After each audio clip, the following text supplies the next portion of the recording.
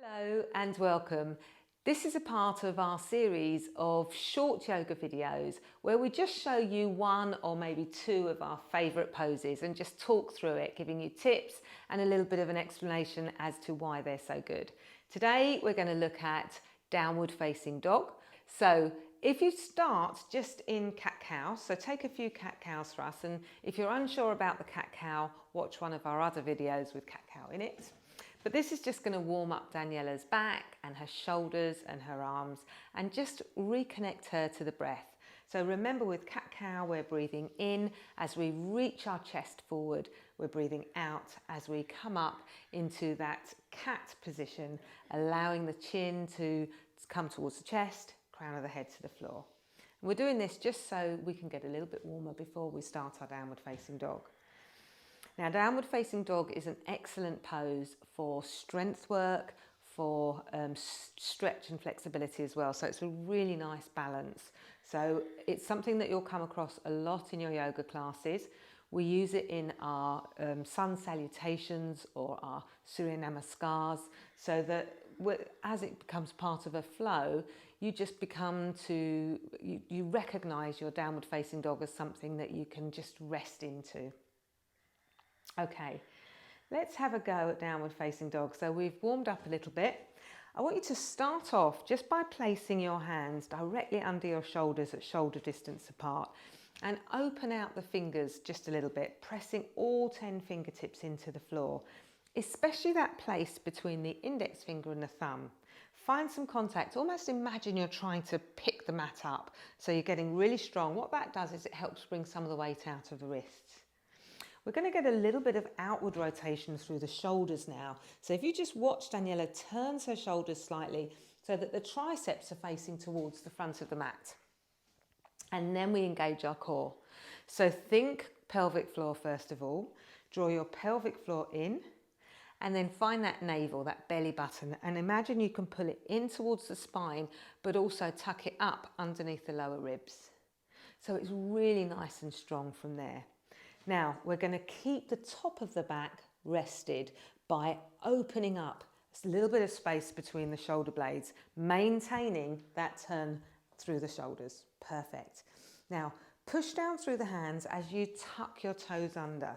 So all 10 toes are going to press down into the floor. And again, imagine you can spread them nice and wide. We're going to slowly begin to lift the hips towards the ceiling. And what I want you to do is come all the way up and imagine I've grabbed hold of your tail and I'm pressing it up to the ceiling. You can keep your knees nice and soft. If you've got a lot of flexibility in your hamstrings and your calves, you can just begin to go towards a more straightened leg, but that's not necessary. So keeping your knees a little bit softened. What I really want you to think about is that tip through the pelvis, so your tail's almost lifting towards the ceiling. And then we begin to flatten and lengthen the spine.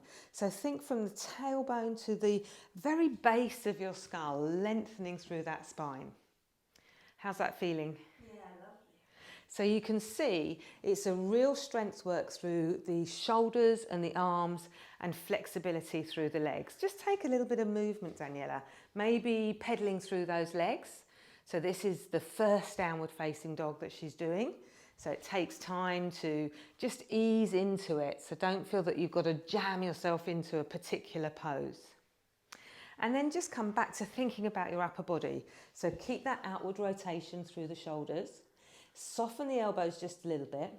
And then as you begin to feel a little bit more open, you can begin to bring that chest towards the thighs, maybe straightening the knees a little bit, maybe easing the heels towards the floor.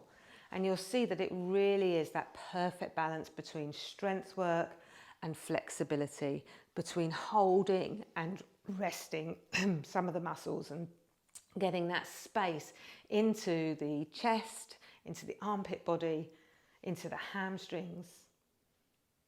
Let's just take 4 deep rounds of breath here. And it's really nice to connect to an Ujjayi breath here. That ocean breath.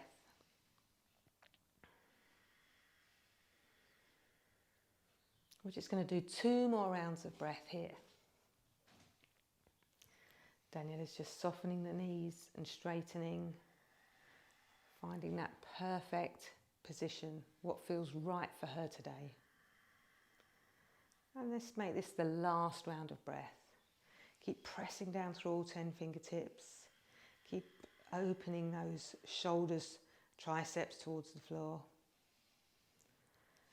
And then slowly bring your weight forward so your shoulders come over the wrists again. Soften the knees, bring the knees back down and find your child's pose.